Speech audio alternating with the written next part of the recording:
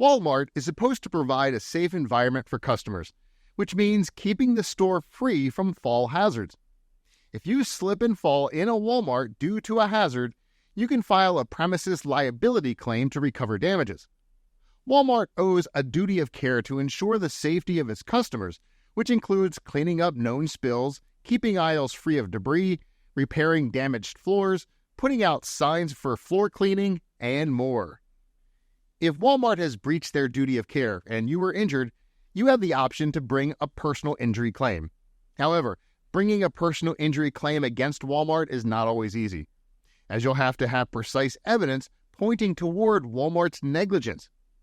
With the help of a personal injury lawyer, you can collect evidence that can hold Walmart responsible for the harm that they have caused you. These include aspects like incident reports, witness statements, surveillance videos, photographs, and your medical records.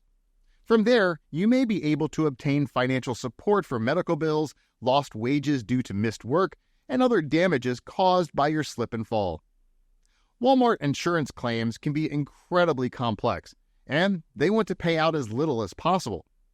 This is why you should always have a knowledgeable legal advocate on your side after an accident. At Mason Law, we'll help you from start to finish in your claim so that you recover financial support that you need.